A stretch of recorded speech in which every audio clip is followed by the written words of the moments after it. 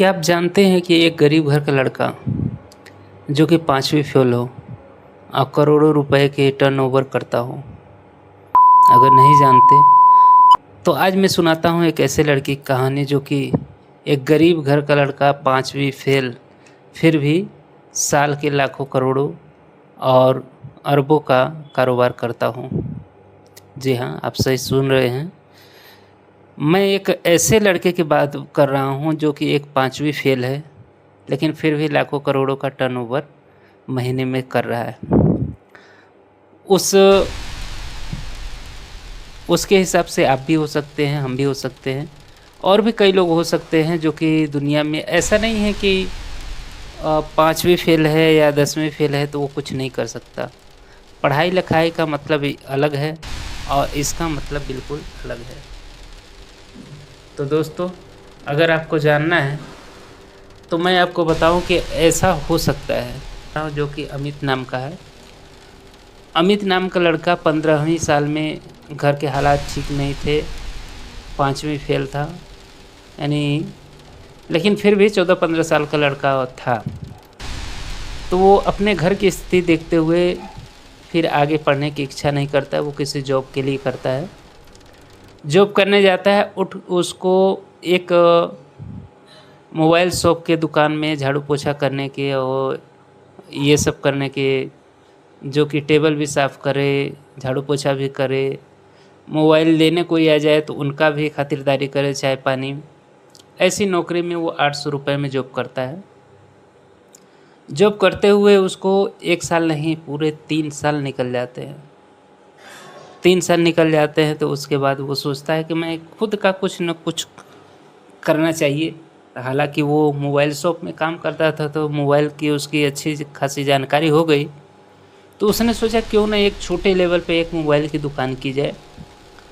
तो वो घर से, रिश्तेदारों से या फिर इधर उधर से कर्ज मांग करके एक छोटी सी मोबाइल शॉप खोलता है।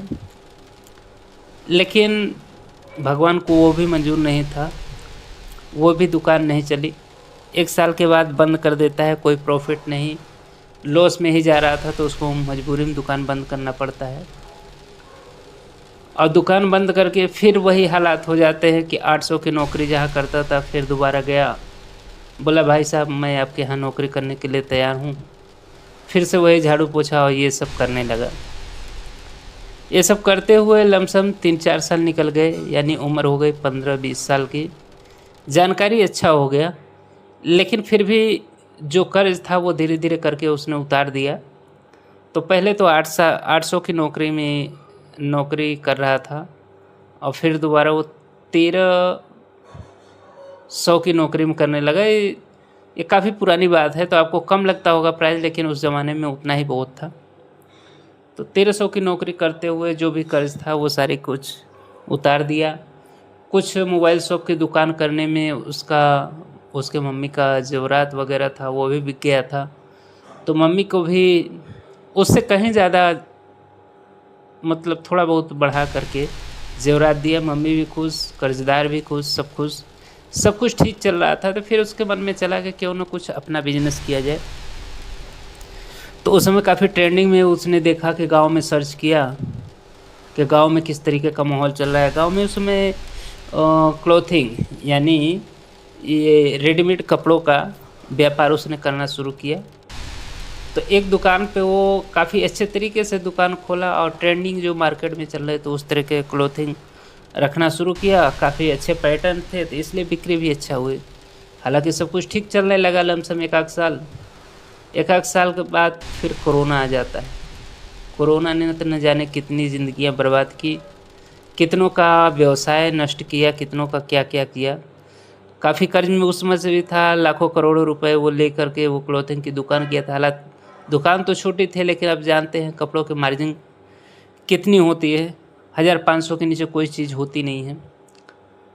तो लाखों रुपए का या 2-4 लाख रुपए उसने इधर उधर से एडवांस लिए थे, वो भी दुकान बंद हो गई।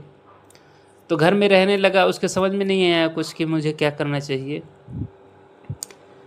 तो ऐसे जैसे फिर कोरोना काल चल रहा था तो उसकी वजह से भी कुछ दुकान बंद हो गई, उसकी वजह से भी जितने कर्जदार थे फिर मांगने आने लगे।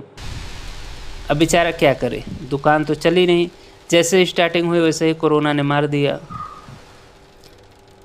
तो घर में बंद था तो कुछ लोग ये कहे कि उसको पकड़ो बिठाओ, उससे पैसा वसूलते हैं, वो नहीं देंगे तो उसके घर बाहर के लोग चाहे घर बेचे द्वार बेचे, उससे हमें मतलब नहीं, लेकिन हमें हमारा पैसा चाहिए। इस तरह का कुछ माहौल होता है। तो माहौल को देखते हुए वो घर में छुपा बैठा रहता है। घर वाले बोल देते हैं कि नहीं वो अभी नहीं है, बाद में आएगा तो फिर मिल लीजिएगा, चाहे जैसे मर्जी हो वैसे करिएगा।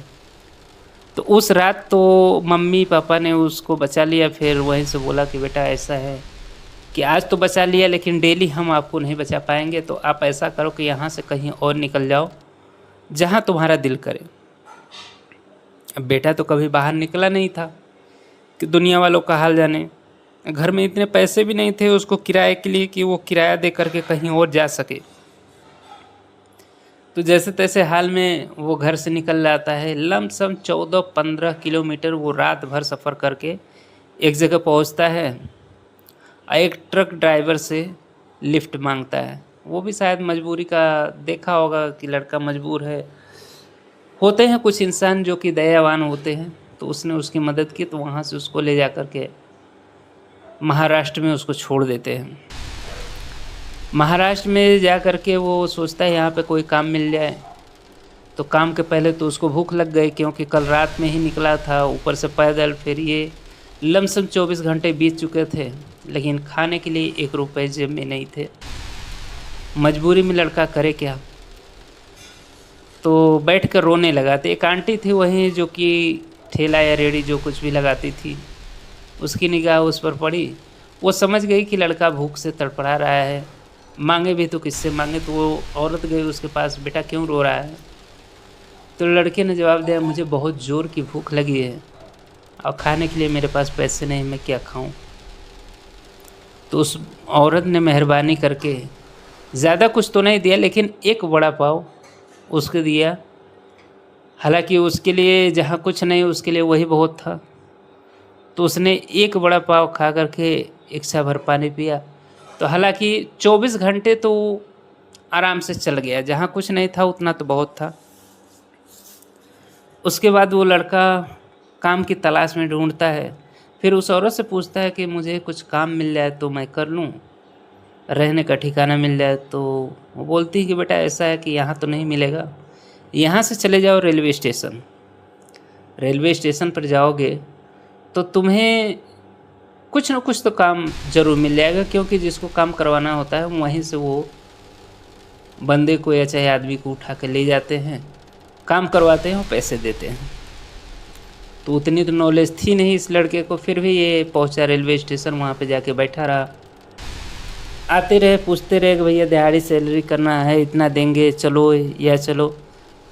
लेकिन लड़के ने एक चीज़ सोच रखा था, मैं वहीं पे जाऊंगा जहाँ मुझे रहने का ठिकाना मिले, खाने का भोजन मिले, बेशक 2 पैसा सैलरी या दहाड़ी में कम हो, वो चलेगा। बैठा रहा। करीब ऐसे ही 12-14 घंटे बीत गए। तो लास्ट में रात हो गई थी उस समय, करीब 8-9 बज रहे थे। तो एक आदमी जाता है, बोलता है काम करोगे। तो बोला हाँ मैं करूँगा।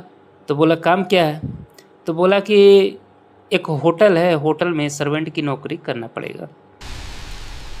तो बोला कि ठीक है मैं करने के लिए तैयार हूँ, पर मुझे रहने और खाने के लिए मिलेगा।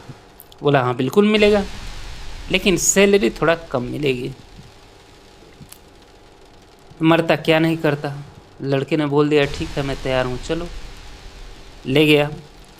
वहाँ पे वो पहले दिन गया तो वहाँ पे लोग बोले कि ऐसा है कि तुम्हें अभी ऑर्डर लेना या फिर परोसना तो आएगा नहीं, तुम ऐसा करो 1-2 दिन बर्तन धो लो, उसके बाद तुम्हें ऑर्डर का काम सिखाया जाएगा, देखते देखते सीख जाओगे, फिर तुम्हें वो काम करना पड़ेगा। लड़का बोलता है ठीक है भाई, वही हाल है कि मरता क्या नहीं करता। तो लड़के ने हामी भर दी और आराम से 2 दिन वो बर्तन धोता रहा। और अपनी नौकरी तो बजानी है, खाने के लिए चाहिए, रहने के लिए छत चाहिए, तो उतना मिल रहा है तो थोड़ा 2 पैसा कम भी मिलेगा तो चलेगा। तीसरे दिन उसको सर्वेंट की नौकरी दी जाती है, ऑर्डर लेना या कैसे क्या करना है, या कस्टमर को कैसे मतलब कि खुश रखना है, ये तरीका सिखाया जाता है। फिर तीसरे दिन से वो ऑर्डर लेना, खाना देना, प्लेट साफ़ करना, टेबल साफ़ करना, यही सब काम रहता था। करने लगा।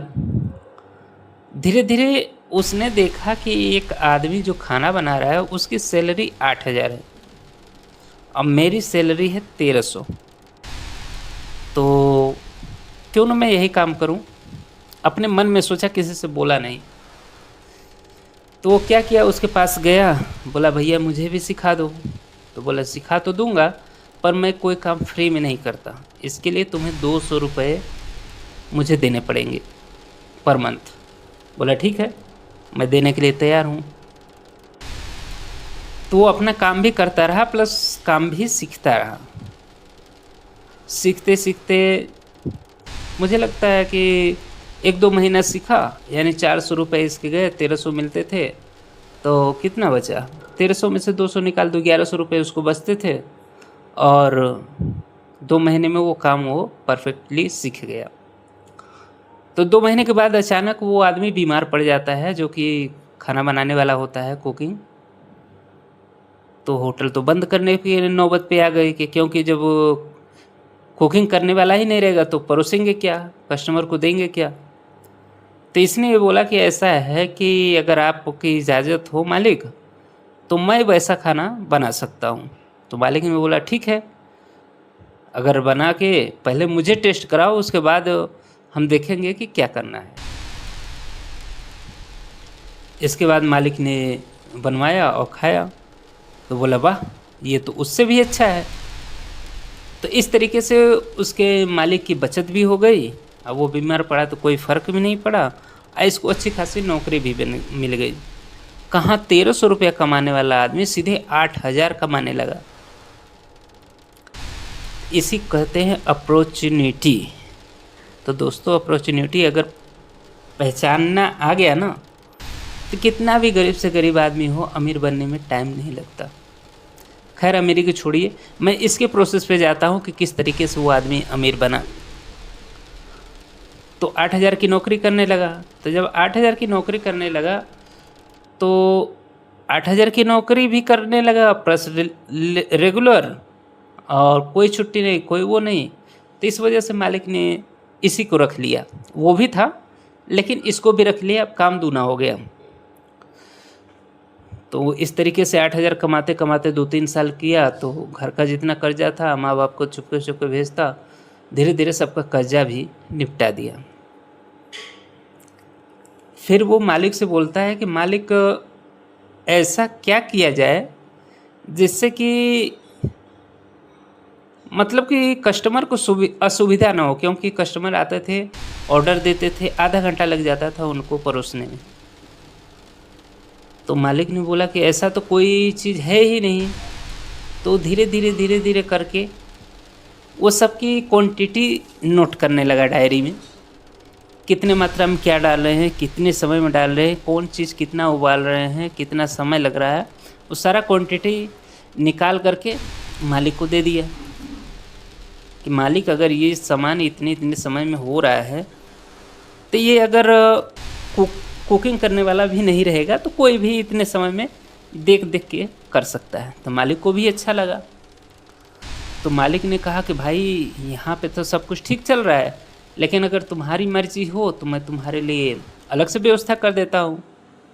वहाँ पे हम दोनों पार्टनर रहेंगे, 70% मेरा और 30% तुम्हारा, क्योंकि पैसा भी मैं लगाऊंगा, सारा अरेंजमेंट भी मैं करूंगा।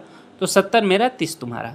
तो इसको तो प्रॉफिट हो रहा था, कहाँ 8,000 की नौकरी वाला करने वाला कहाँ पार्टनर बन रहा था। तो इसने बोला ठीक है मालिक, कर दो।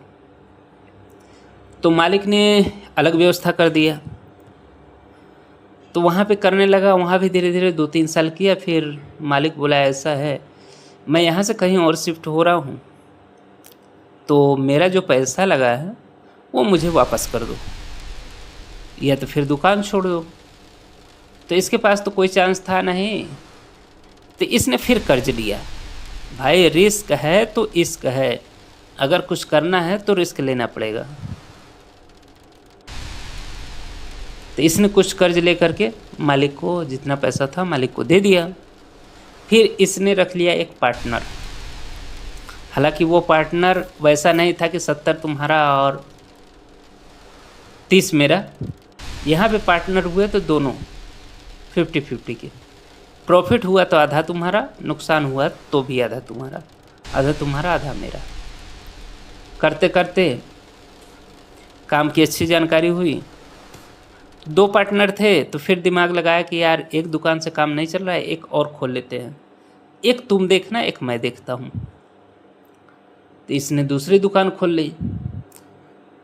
आधा जो यहाँ पे काम करने वाले थे वहाँ भेज दिया, आधा अपने पास रखा। फिर नए लोगों को फिर काम पे रखा, उन्हें भी सिखाया, वो भी करने लगे, आधा वहाँ पे भी करने लगे। इस तरीके से 2 किया, फिर 3 किया, फिर 4 किया, फिर 5 किया। एक 5वीं फेल आदमी आज ऐसे ही करते करते इंडिया के हजारों जगह पे उसकी शॉप है और लाखों का टर्नओवर है। जो इंसान कल मारा मारा फिरता था, आज उसकी खुद की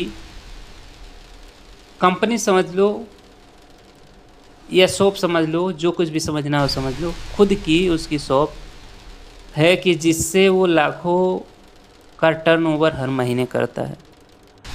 तो भाई बढ़ने के लिए कोई ज़्यादा वो अपॉर्चुनिटी नहीं चाहिए, बस केवल पकड़ होना चाहिए कि मेरा पकड़ सही है या नहीं, या मैं किस चीज़ को पकड़ रहा हूँ वो सही है या नहीं। जिस समय आपको अपॉर्चुनिटी पकड़ना आ गया, वहीं से आपकी सक्सेस लाइफ शुरू हो गई। तो ये थी कहानी इनकी। अगर ये कहानी आपको पसंद आए तो एक वेब सीरीज़ हम लोग चलाने वाले हैं, जो कि ऐसी ऐसी कहानियाँ हम आपको बताएंगे ना, हो सकता है उससे मिलती जुलती आपकी भी कहानी हो। आप उस अपॉर्चुनिटी को मिस कर रहे हैं, उस अपॉर्चुनिटी को पकड़ेंगे, उसी के सहारे धीरे धीरे आगे बढ़ जाएंगे लाखों करोड़ों अरबों तक। तो अगर ऐसे अपॉर्चुनिटी के बारे में जानना चाहते हैं तो हमारे चैनल पर बने रहिए और लाइक सब्सक्राइब ज़रूर करिए। इससे क्या होगा कि आपको हर वीडियो की जानकारी आप तक पहुंचेगी और आप हर वीडियो देख पाएंगे। और किस वीडियो में कौन सी अपॉर्चुनिटी छिपी हुई है, कौन सी आपके लिए है, कौन सी दूसरे के लिए है, ये तो ना तो मैं जानता हूँ ना तो आप जानते हैं। इसीलिए आप सब्सक्राइब करके रखिए। आने वाले हर सीरीज़ में आपको कुछ न कुछ नॉलेज मिलता रहेगा। हालांकि ये सीरीज़ मेरा पहला है मेरे चैनल पे। अगर आपको लोगों का प्यार मोहब्बत मिला तो